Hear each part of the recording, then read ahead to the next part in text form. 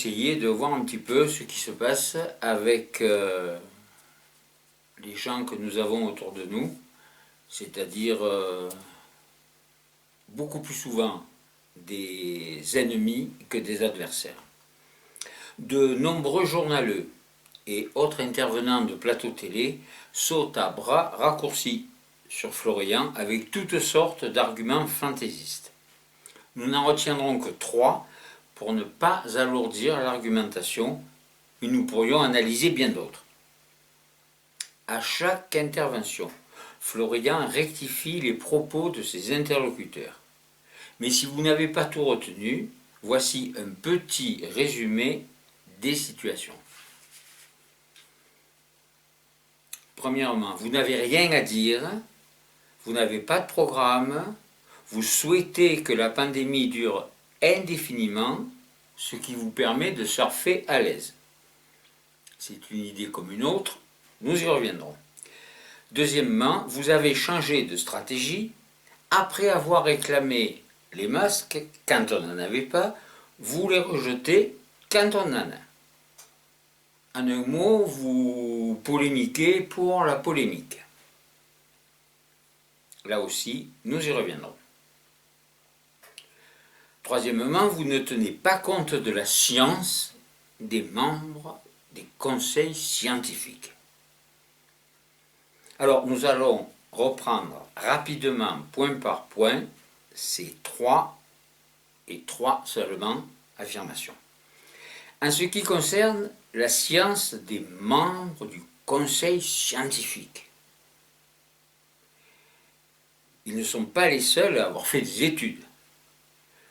Nous ne dirons pas qu'ils sont tous titulaires d'un compte en banque bien approvisionné par Big Pharma, mais c'est tout de même le cas de la majorité d'entre eux, dont acte. Par contre, il y a de nombreux scientifiques sans conflit d'intérêt qui sont assez loin des théories des stars des plateaux de télé. De façon non limitative, nous pensons à Joyeux, qui est toujours joyeux, c'est lui qui le dit.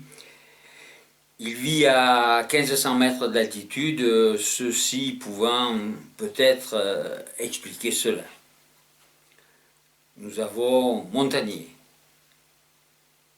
prix Nobel quand même, Raoul, Fouché, Henri Oncourt, Péronne et des tas d'autres pointures, tant en France qu'à l'étranger, qui, pour n'être pas de virulents anti-vaccins, ce ne sont pas des excités, rappellent que les machins proposés ou imposés sont des expériences de produits aux effets secondaires et même principaux désastreux, en tout cas imprévisibles. Balayer d'un revers de main l'étude de Stanford, quand on a applaudi à l'étude du Lancet, que nous avons réussi à faire reconnaître comme frauduleuse, c'est pas mal, non? Nous n'allons pas épiloguer davantage sur la science des scientifiques et sur les médecins qui soignent plus leurs prestations théâtrales que des patients. Comme on dit au tribunal, affaire suivante. Vous avez changé de stratégie. C'est une accusation, ça? Nous savons que réfléchir devient de plus en plus délictueux, mais tout de même, si réfléchir est complotiste, il faut le dire. À ce sujet, je vais rapidement vous exposer comment j'ai géré le début de l'affaire, non pas de l'affaire tournesol, mais de l'affaire du cocovirus. Le président Manu, sortant d'un théâtre, devant des caméras de télé, bien sûr, où je n'ai pas les moyens de me rendre, mais ceci est un détail, disait crânement qu'il fallait sortir qu'il fallait vivre. Bon, il faut aller au théâtre. Je n'ai pas les moyens de me rendre au théâtre et je n'ai pas le temps non plus. Il faut sortir, aller au concert, aller au resto, vivre sans complexe, ne pas avoir peur. En même temps, pour reprendre une expression à la mode, Buzyn et la Zinzin nous rassuraient en affirmant que le risque de contamination au virus du pangolin, à l'époque c'était le pangolin qui était responsable, était quasi nul. D'ailleurs, 4000, je crois, je ne suis pas un fouteux diplômé, donc 4000 supporters italiens venaient à Lyon pour un match de foot. Donc aucun risque. Le masque est inutile, ainsi que la chloroquine que la dénommée Buzyn avait retirée de la vente par précaution. Bon, c'est vrai que si un médecin prescrivait un tel machin à 4 sous, où va-t-on? Et si en plus le patient guérit, c'est un client perdu. Là c'est sûr que là, ça va plus. Là. Ça va plus pour le business.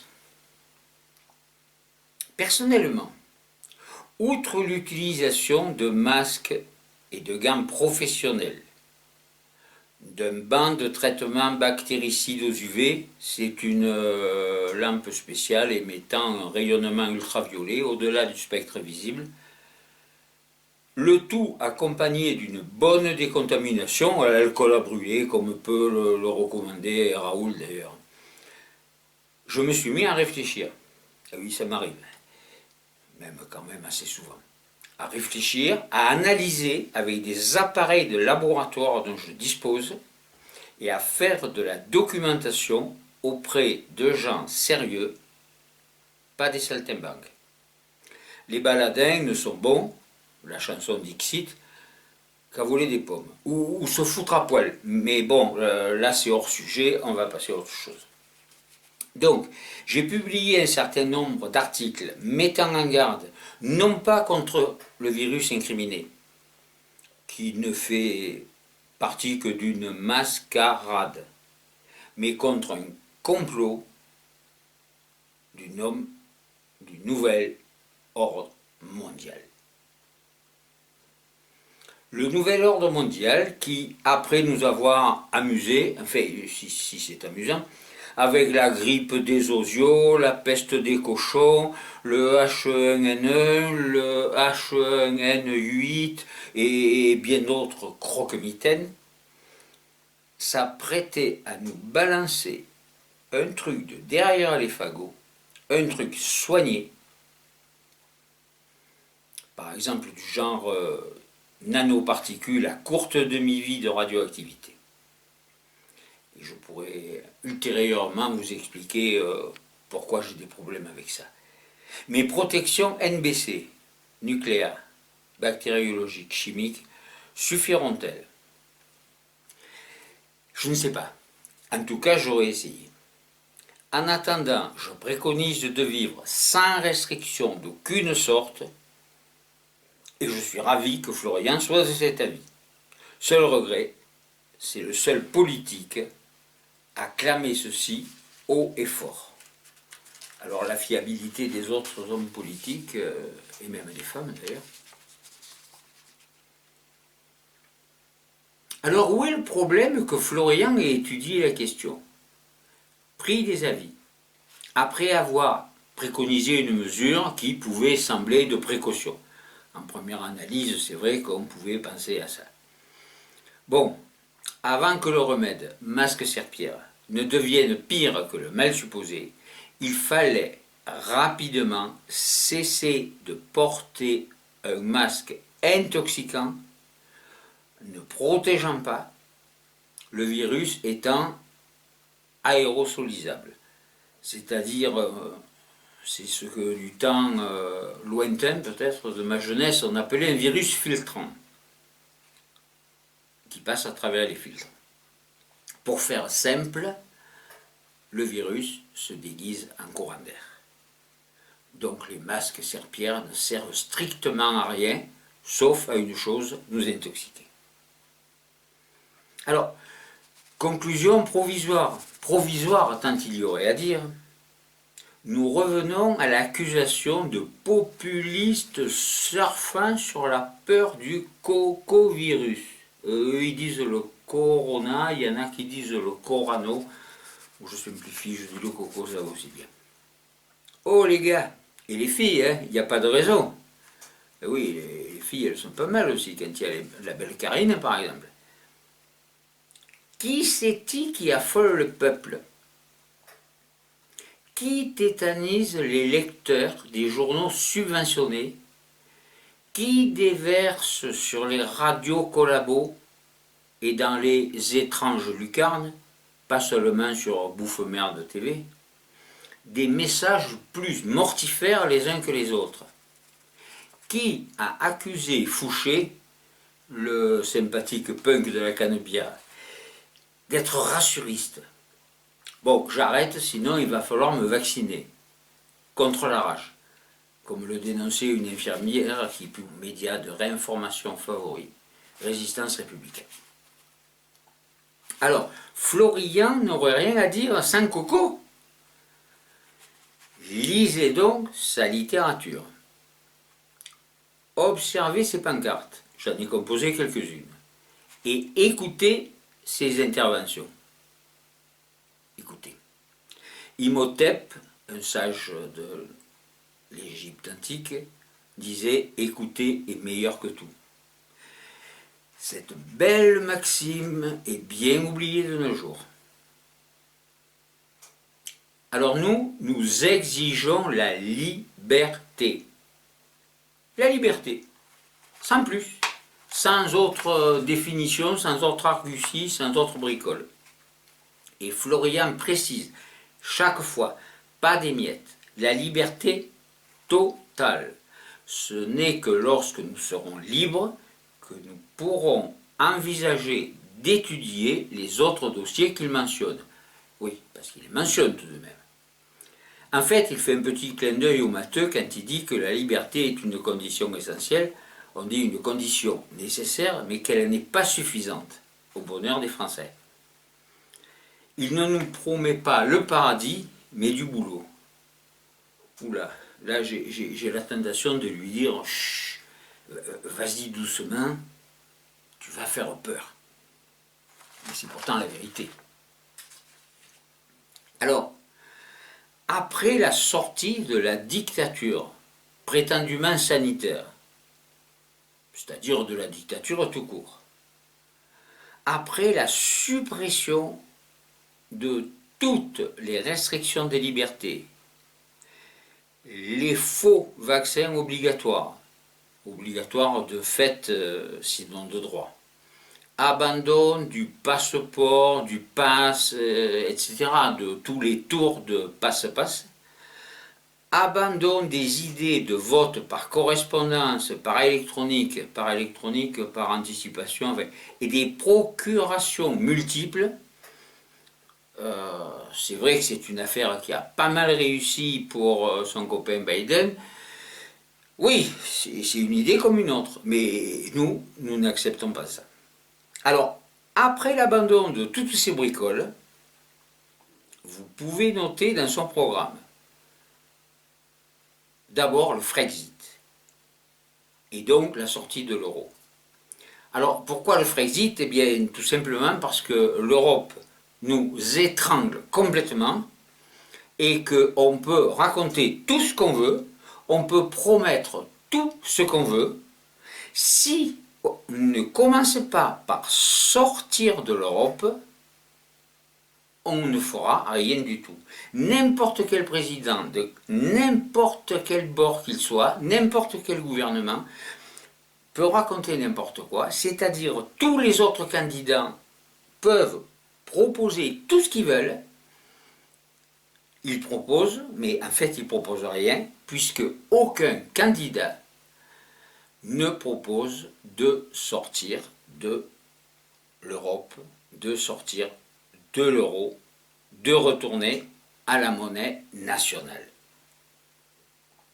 C'est pas tout à fait vrai. Ce n'est pas le seul homme politique à proposer ceci, mais les autres petits partis qui, j'espère, nous rejoindront ne vont pas se fâcher là-dessus. Par contre, bien évidemment, ce que je dis, c'est contre la marine. Parce que la marine a hérité de son père. Elle a proposé la sortie de l'Europe, elle a proposé la sortie de l'euro, enfin peut-être pas, enfin on n'y comprend plus rien, et en fait elle reste là-dedans. Elle reste là-dedans peut-être pour faire plaisir à une part non négligeable de son électorat, c'est-à-dire une bande de bobos qui baguenaudent dans tous sens, et qui ont besoin, pour leur commodité personnelle, leurs petites fesses, leurs petits trucs, leurs petits machins, de se promener. Et pas les gens qui produisent. Alors évidemment, il faut aussi retourner au contrôle des frontières. Et là, il ne faut pas retourner, il faut faire quelque chose qu'on n'a jamais fait. Il faut maîtriser l'immigration.